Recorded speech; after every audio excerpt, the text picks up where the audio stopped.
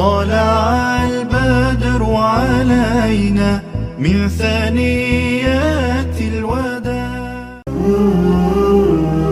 بسم اللہ الرحمن الرحیم. السلام علیکم پیارے دوستو، آج ہم بات کریں گے ایک صحابی کے بارے میں جنہوں نے اسلام تو قبول کر لیا مگر ابھی تک نماز نہیں پڑھی تھی. تو آئیے آگے جانتے ہیں اس صحابی کے بارے میں. پہلا حصہ صحابی کا ایمان. یہ واقعہ رسول اللہ صلی اللہ علیہ وسلم کے دور کا ہے. مدینہ میں ایک صحابی تھے جو ایمان لا چکے تھے لیکن ابھی تک نماز ادا نہیں کی تھی. وہ اسلام کے سچے دل سے قائل ہو چکے تھے مگر کسی وجہ سے نماز ادا نہیں کر پائے تھے.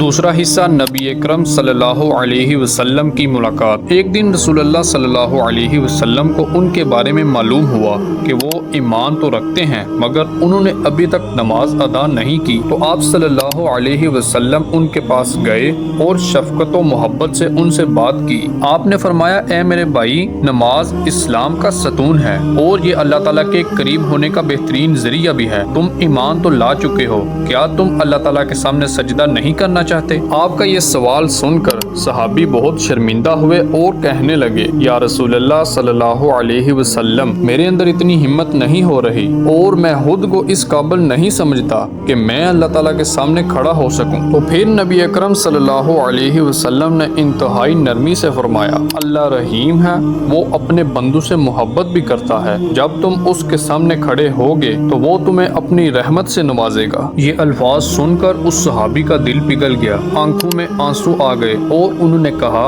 یا رسول اللہ صلی اللہ علیہ وسلم، میں آج ہی نماز پڑھوں گا. پھر وہ وضو کر کے نبی اکرم صلی اللہ علیہ وسلم کے ساتھ کھڑے ہوئے اور پہلی بار نماز ادا کی. تو جیسے ہی انہوں نے سجدہ کیا ان کا دل خوشی اور سکون سے بھر گیا. پانچواں حصہ خوشی اور ایمان کی مضبوطی. نماز ادا کرنے کے بعد وہ کہنے لگے، یا رسول اللہ صلی اللہ علیہ وسلم، آج میں نے جو سکون محسوس کیا وہ پہلے کبھی نہیں کیا تھا.